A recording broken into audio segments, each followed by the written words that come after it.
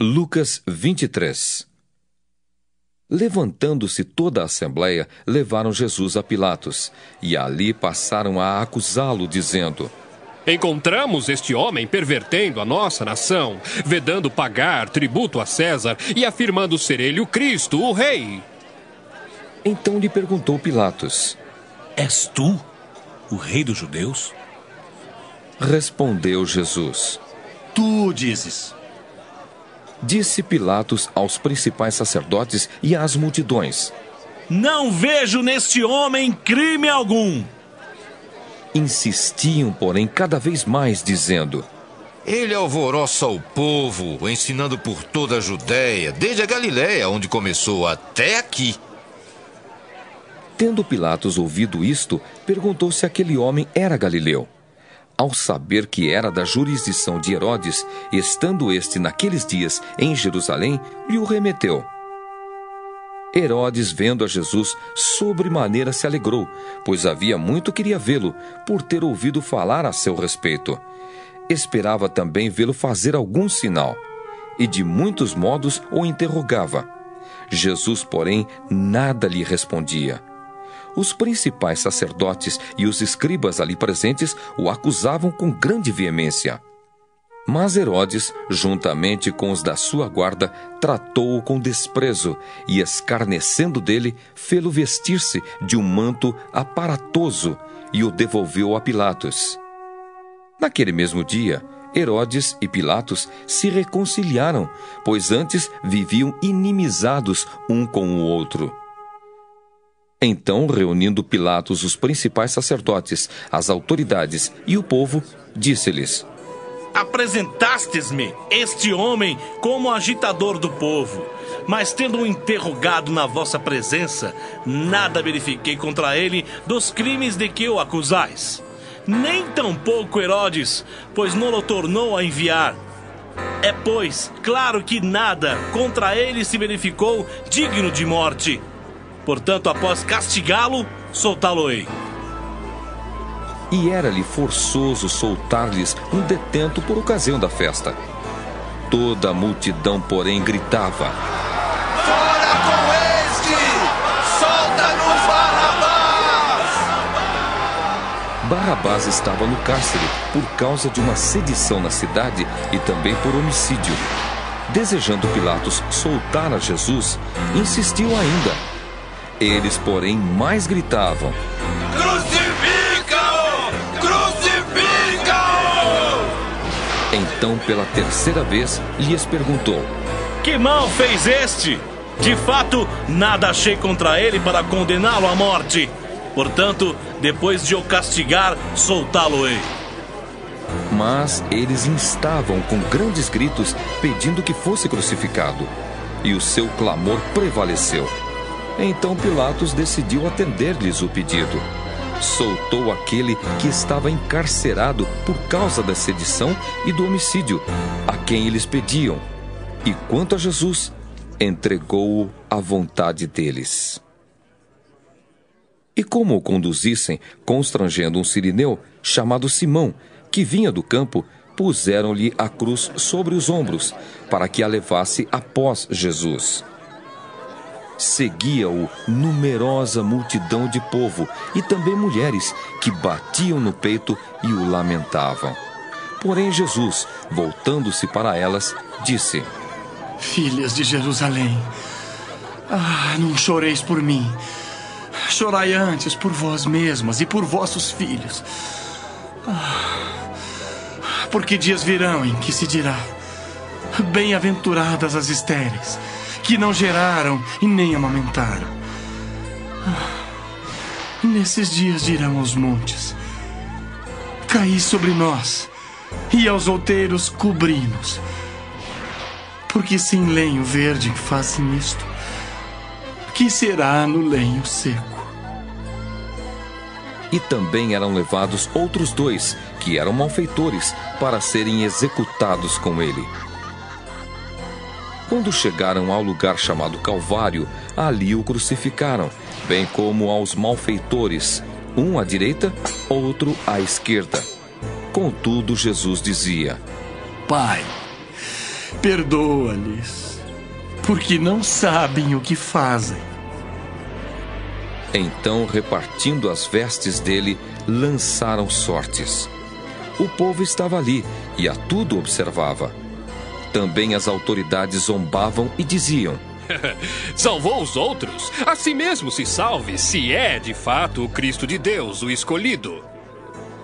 Igualmente os soldados o escarneciam e, aproximando-se, trouxeram-lhe vinagre, dizendo: Se tu és o rei dos judeus, salva-te a ti mesmo! Também sobre ele estava esta epígrafe, em letras gregas, romanas e hebraicas: Este é o rei dos judeus. Um dos malfeitores crucificados blasfemava contra ele, dizendo: Não és tu, ó Cristo! Salva-te a ti mesmo e a nós também! Respondendo-lhe, porém, o outro repreendeu-o, dizendo: Nem ao menos temes a Deus, estando sob igual sentença. Nós, na verdade, com justiça, porque recebemos o castigo que os nossos atos merecem.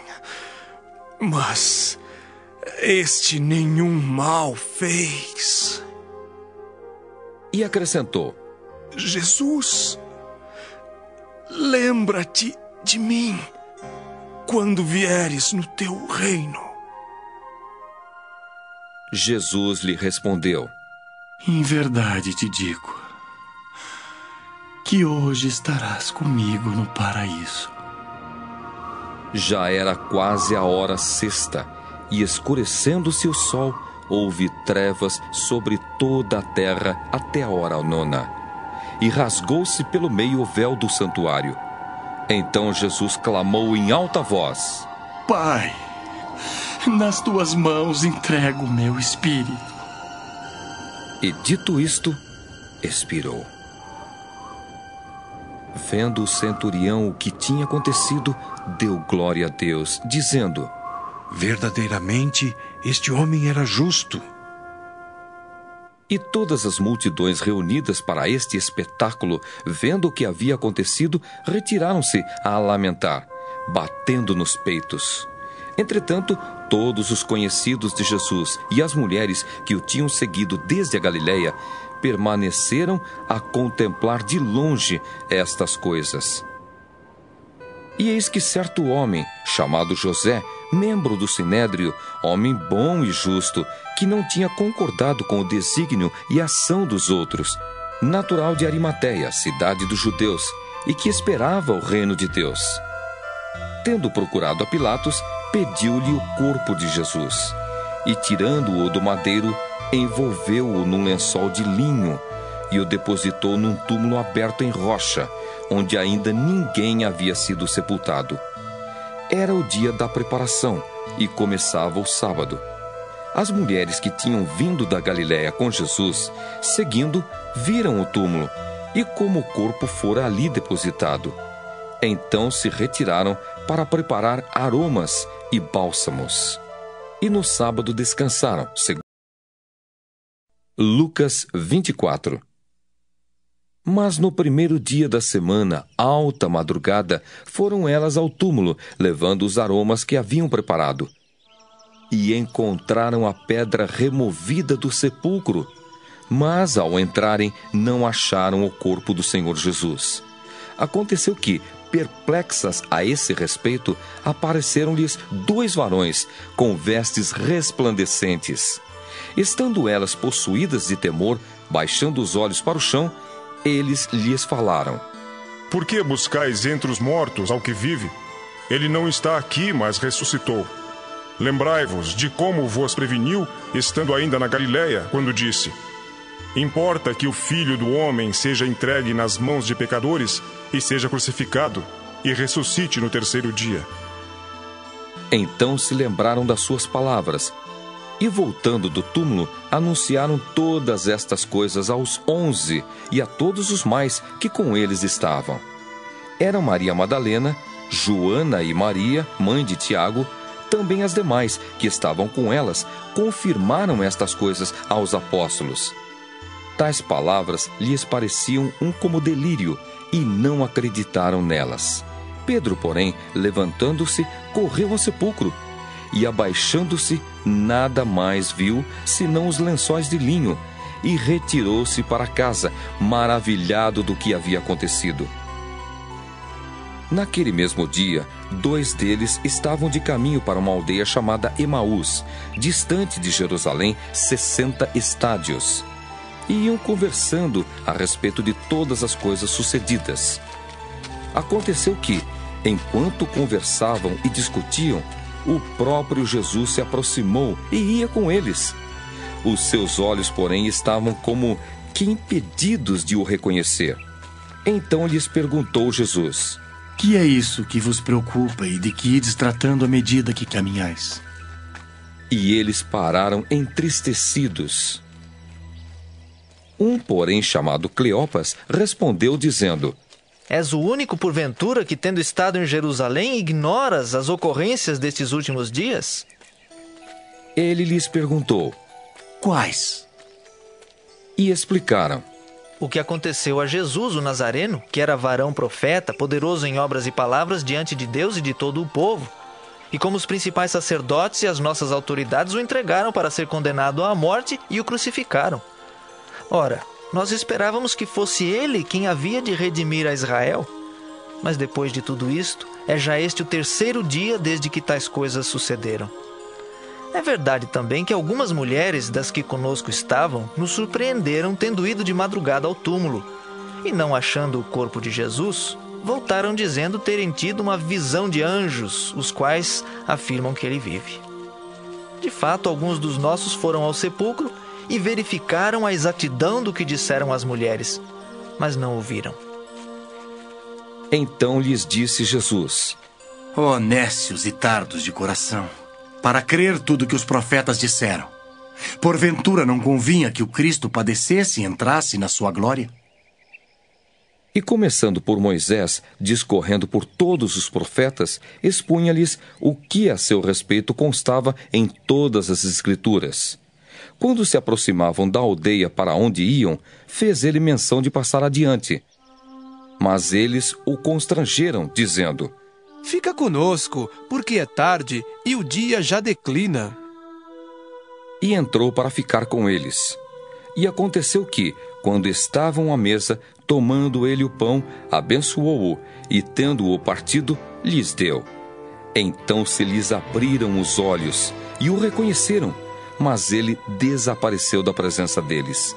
E disseram um ao outro: Porventura, não nos ardia o coração quando ele pelo caminho nos falava, quando nos expunha as Escrituras? E na mesma hora, levantando-se, voltaram para Jerusalém, onde acharam reunidos os 11 e outros com eles, os quais diziam: O Senhor ressuscitou e já apareceu a Simão. Então os 2 contaram o que lhes acontecera no caminho e como fora por eles reconhecido no partir do pão. Falavam ainda estas coisas quando Jesus apareceu no meio deles e lhes disse: Paz seja convosco. Eles, porém, surpresos e atemorizados, acreditavam estarem vendo um espírito. Mas ele lhes disse: Por que estáis perturbados? E por que sobem dúvidas ao vosso coração? Vede as minhas mãos e os meus pés, que sou eu mesmo. Apalpai-me e verificai, porque um espírito não tem carne nem ossos, como vedes que eu tenho. Dizendo isto, mostrou-lhes as mãos e os pés. E por não acreditarem eles ainda, por causa da alegria, e estando admirados, Jesus lhes disse: Tendes aqui alguma coisa que comer? Então lhe apresentaram um pedaço de peixe assado e um favo de mel, e ele comeu na presença deles. A seguir, Jesus lhes disse: São estas as palavras que eu vos falei, estando ainda convosco. Importava se cumprisse tudo o que de mim está escrito, na lei de Moisés, nos profetas e nos salmos. Então lhes abriu o entendimento para compreenderem as Escrituras, e lhes disse: Assim está escrito que o Cristo havia de padecer e ressuscitar dentre os mortos no terceiro dia.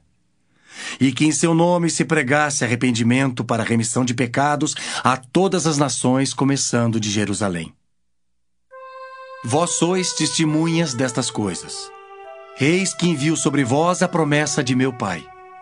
Permanecei, pois, na cidade, até que do alto sejais revestidos de poder. Então os levou para Betânia e, erguendo as mãos, os abençoou. Aconteceu que, enquanto os abençoava, ia se retirando deles, sendo elevado para o céu. Então eles, adorando-o, voltaram para Jerusalém, tomados de grande júbilo, e estavam sempre no templo louvando a Deus.